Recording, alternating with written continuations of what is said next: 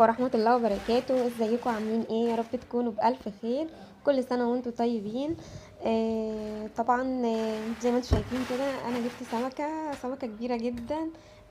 لقيتها في السوق، عجبتني الصراحة. فانا قلت لازم اجيبها واصورها معاكم. السمكة دي، السمكة الواحدة بتبقى عاملة حوالي 2-3 كيلو. السمك ده انا سألت الراجل عليه، قال لي ده مكرونة بلدي. انا معرفش بقى كل بلد بيبقى التسمية عندها ايه نوع السمكة، بس هو قال لي الاسم بتاعه كده. قلت اجيبها ولازم اصورها معاكم ونشوف هنعملها مع بعض بطريقة حلوة كده. لكل طبعا الاطفال اللي مش بيحبوا السمك، عشان هي ما فيهاش شوك، الشوك بتاعها الشوك كبير. فمش هيضايق الاطفال، بيطلع بسهولة جدا. واللحم بتاعها ابيض، مش اللي هو السمك اللي بيبقى فيه حته بني وغامق والكلام ده، لان في اطفال مش بتحب انواع السمك دي، فلما السمك بيبقى لونه ابيض كده بياكلوه. فانا قلت اجيبها ونجربها مع بعض. زي ما انتم شايفين كده بقى هنبتدي ننضفها مع بعض. التنظيف العادي بقى اللي احنا كلنا عارفينه، تنظيف السمك العادي. بصوا القشر بتاعها انا بشيله كده بالسكينه. بالسمكه بتنضف معايا، بيبقى لونها حلو جدا. هننضف بقى بالمقص العادي ونفتح السمكه وننضفها كويس كده. بقى انا قشرتها خالص، بصوا ناعمه جدا، لما بتتقشر بتبقى ناعمه جدا. ونضفتها من جوه، بس طبعا هي عشان كبيره والشوك بتاعها جامد جدا، لازم اقطعها عشان ابتدي اعرف انضف فيها كويس. هنقطعها مع بعض بقى بالطريقه دي. بصوا كده، يعني بصوا الشوك بتاعها جامد جدا، يعني حتى السكينه بتقطع فيه بصعوبه.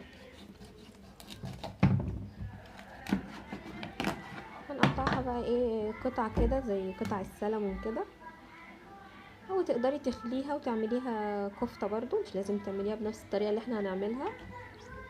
تقدري تعمليها في فيليه، بتبقى حلوة جدا. السمك الكبير ده لما بيتخلي يعمل فيليه بيبقى سهل جدا في الخل، وبيبقى حلو جدا.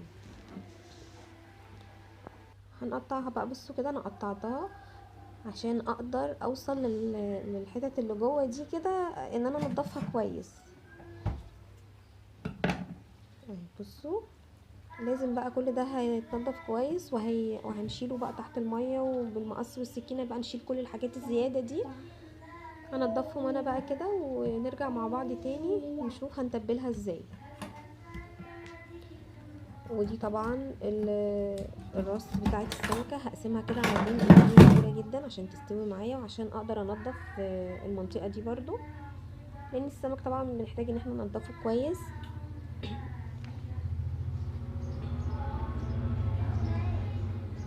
كده. بقى انا نضفت السمكه بتاعتي حلو، بصوا بقت نضيفه جدا جدا.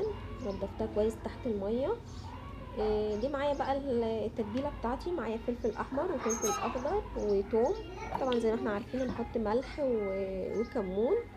نحط معلقه كبيره من الملح ومعلقه كبيره من الكمون. تقدري تستخدمي الفلفل الاحمر بس، وتستغني عن الاخضر، مفيش اي مشاكل خالص. نضرب بقى انا التتبيله بتاعتي دي، نضربها في الكبه كويس، او بتدقيها في الهون المتوفر عندك. ونعصر عليها ليمون طبعا، نديها بقى شويه ليمون حلوين، ولو حابه تدي معلقتين خل مفيش مشكله. بصوا يعني السمك بيحتاج انه يتحط له ليمون كتير، عشان ايه؟ يفرق في الطعم بتاعه طبعا. وانا بحط الليمون مع التتبيله عشان يدخل لكل اجزاء السمكه، يعني مش بعصره عليه من بره. نبتدي بقى ايه نتبل السمك بتاعنا.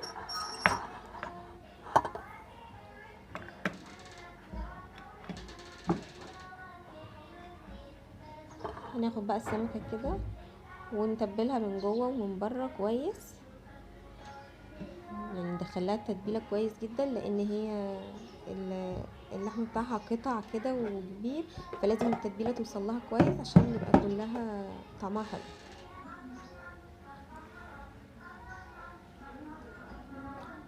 بس بقى يعني السمك ده هنعمله بالطريقه دي، ولما تسيبيه زي ما انا هسيبه كده في التتبيله هيفرق جدا في الطعم.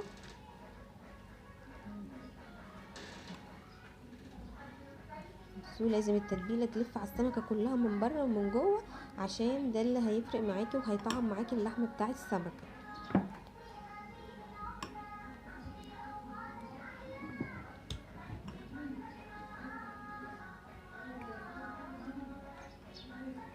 كل السمكه كده تتبل. طبعا بقى انا نسيت اقول لكم في بدايه الفيديو، اللي ما حطلناش لايك يحط لايك، واللي ما اشتركش معانا في القناه يشترك ويفعل زر الجرس عشان يوصل لكم كل جديد بعد كده. واللايك بقى اهم حاجه عشان الفيديو يوصل لاكبر عدد من الناس.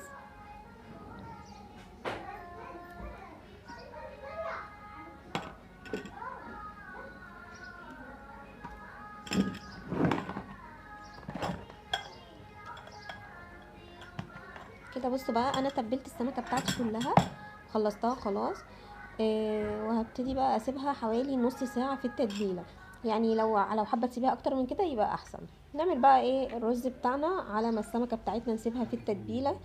نجيب بقى حله على النار ونحط فيها معلقتين زيت كده او شويه زيت كويسين، ويكون معانا بصله كبيره او بصلتين كبار نقطعهم بالشكل اللي انتوا شايفينه ده ونحطهم في الحله، ونبتدي نحمر البصل بتاعنا لحد ما يوصل لدرجة من اللون البني كده عشان يديني لون السمك، اللون الحلو بتاع رز السمك اهو. بصوا زي ما انتوا شايفين كده، نبتدي نديله المية المغلية بتاعتنا ونسيبها تغلي عشان ايه تلون المية معايا بلون البصل ويدي لون حلو للسمك للرز، انا اسفة.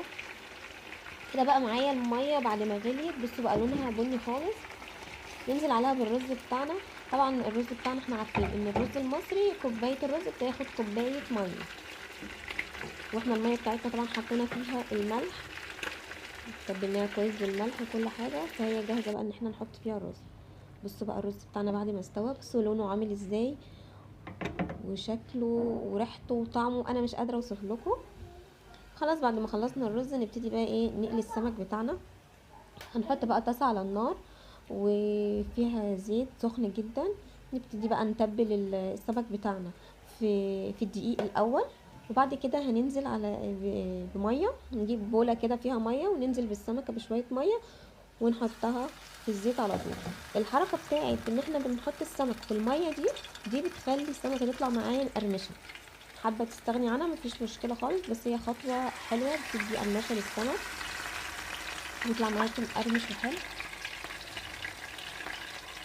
بصوا يعني انا مش بحطها يعني، بس ببلها كده في الميه واقليها على طول. بصوا كده السمك بتاعي بعد ما اتقلى ريحته جميله جدا وطعمه حلو جدا جدا. انا الصراحه كان اول مره اجرب السمكه دي، بس طعمها طلع حلو جدا. بصوا اللحمه بتاعتها بيضه ازاي من جوه زي ما قلت لكم. بصوا يعني انا ولادي حبوها جدا، يعني ما كانوش بيحبوا اكل السمك قوي يعني، بس حبوا السمكه دي. ادي الرز بتاعنا بقى غرفناه اهوت، ونبتدي نرص عليها قطع السمك اللي احنا عملناها بشكل حلو كده. طبعا العين بتاكل الاول، فاحنا هنرص عليها قطع السمك كده. في اطفال ما بتاخدش بالها ان ده سمك عادي، يعني ممكن نضحك عليهم ونقول لهم اي حاجه. كده تبقى خلصت معانا السمكه والوصفه كلها خلصت معانا. اتمنى ان شاء الله تكون عجبتكم، وطبعا ما تنسوناش من اللايك والشير واشتراك في القناه وتفعيل الجرس عشان يوصل لكم كل جديد بعد كده. واللي ما اشتركش معانا يشترك، وفيديوهاتنا ان شاء الله هتعجبكم. والسلام عليكم ورحمه الله وبركاته.